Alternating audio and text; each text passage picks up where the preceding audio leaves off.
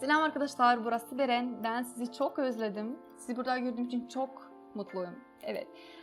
Ne söyleyeceğim? Benim Telegram'da kanalım var. Ben sizi orada bekliyorum. Oraya gelin. Biz sizinle orada konuşabiliriz, iş yapabiliriz. Evet. Ve bugün ben $100'dan başlayacağım ve ne olduğunu görelim. Sanırım başlamaya hazırız. Ve sanırım yeni başlamalar ve profesyonel için gerçekten uygun olan harika bir strateji denemeye karar verdim. Hadi devam edelim. Birçok kez denedim. Bu Bollinger Bandları ve RSI olurdu.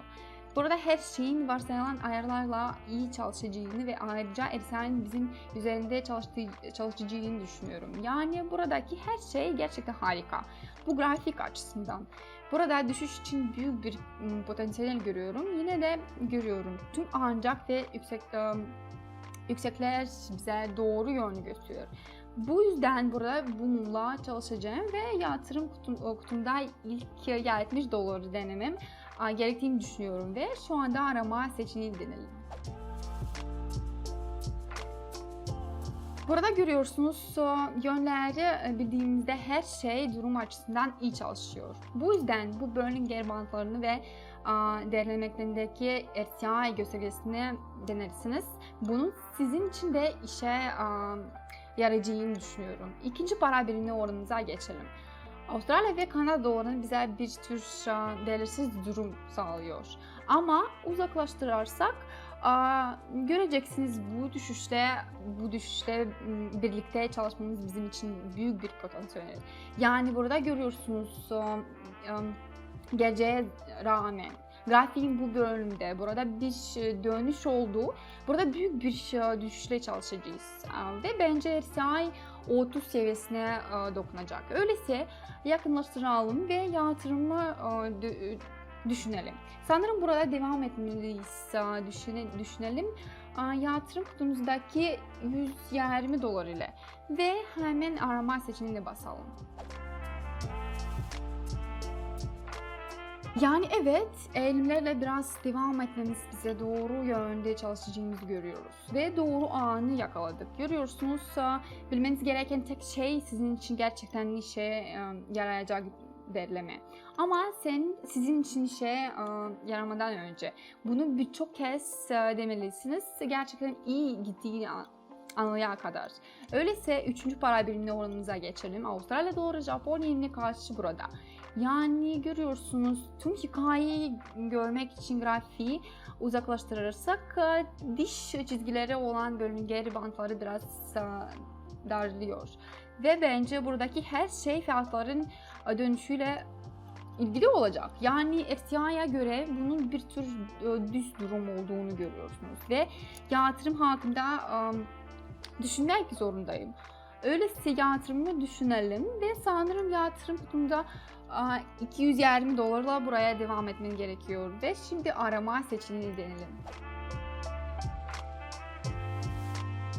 Evet, kesinlikle bahsettiğim şey. Görüyorsunuz ki önceki durum bize devam etmemiz ve fiyatların dönüşü kabul etmemiz gerektiğini gösterdi ve bu yüzden bir sonraki döviz sorunumuza geçmemiz gerektiğini düşünüyorum, değil mi? Bu yüzden Avustralya ve Amerikan doları ile çalışmanın buradaki düşük volatilite stratejisini denemek için gerçekten iyi bir şans olduğunu düşünüyorum. Çünkü bunların büyük bir süresine sahip olacak da aynı zamanda fiyatların aynı seviyede gittiğini görüyorsunuz. Bu yüzden yatırım ne olacağını almamız gerektiğini düşünüyorum.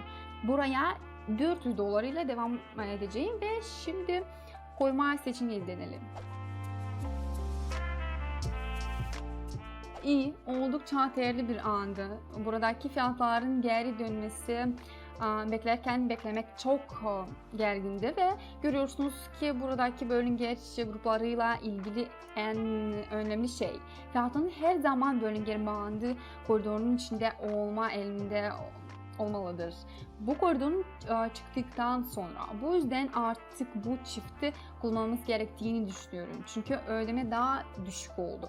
Bu yüzden onu silmek zorundayız ve bence burada ne ile çalışacağımızı görmek için ilk para birimi oranımıza gelmemiz tam zamanı. Bu yüzden her zaman olduğu gibi burada Euro ile sterlin karşısında çalışırken artış için büyük bir potansiyel görüyorum.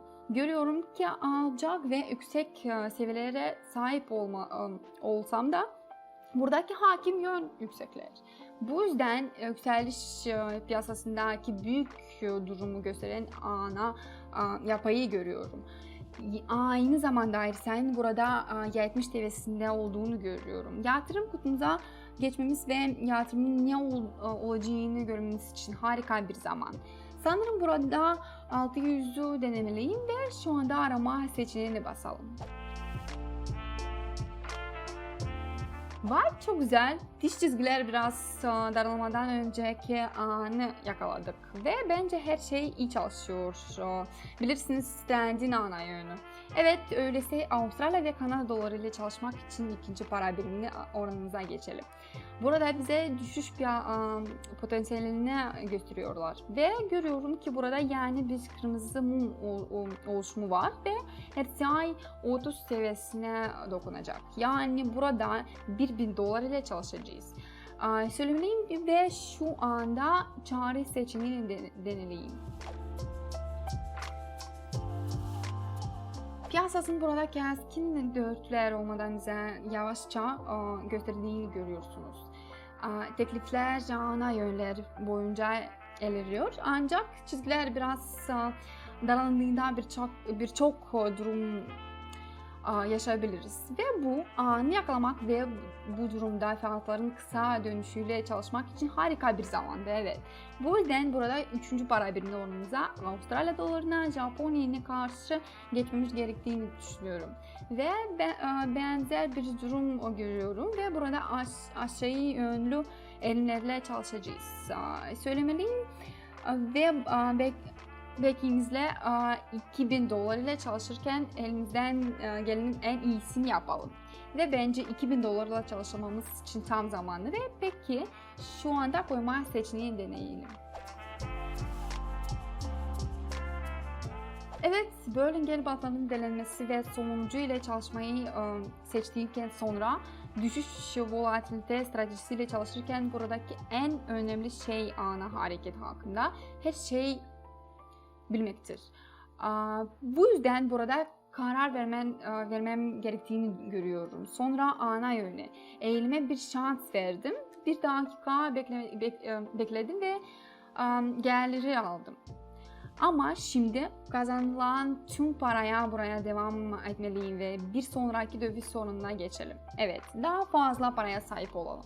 Yani bu durumda Avro'nun Büyük Britanya sterlini karşısındaki oranın biraz aşağı doğru eğlenceli görüyorum.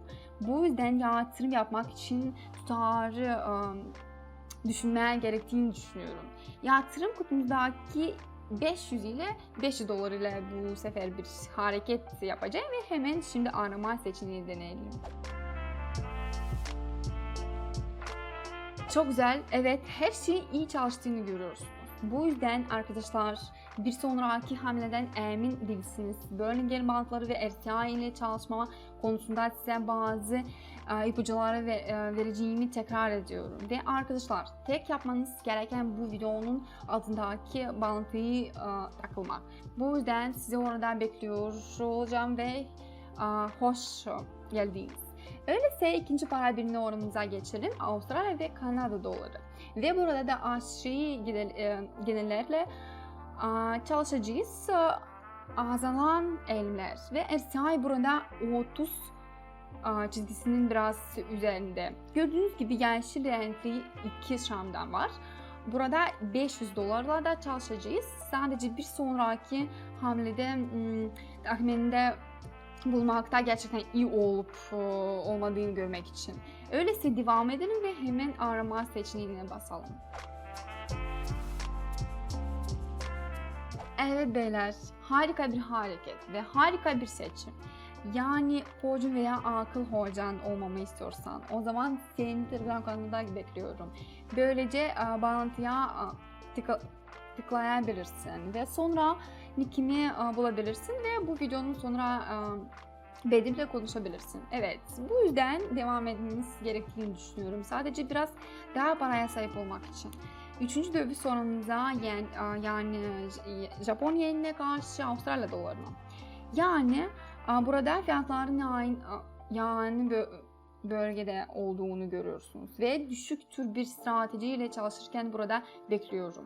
Fiyatların kısa vadeli toparlanmasını bekliyor olacağım. Ama burada olmuyor ve bir sonraki hamle hakkında pek emin değilim. Evet. Bu yüzden burada sadece $300 çalışacağım. Çünkü kazandığım tüm paramı harcamak ve parayı kaybetmek istemiyorum. Evet. Tüm paranızı yatırımınıza yatırmak zorunda değilsiniz. Bunu bilin. Ve bu durumda şu anda koyma seçeneğiniz gerektiğini düşünüyorum.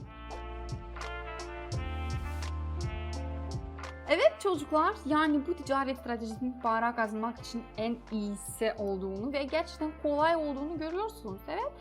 Umarım en iyisine ve hatta daha fazlasına sahip olacaksınız. Evet, bu harikaydı. Gördüğünüz gibi ben $5000 yaklaşık kazandım. Ama sanırım bugün yeter. Evet, benim Telegram'daki kanalımda ben sizi bekliyorum. Bunu unutmayın. Biz sizinle orada konuşabiliriz. Ve sanırım sonraki videolarda görüşmek üzere. Güle güle.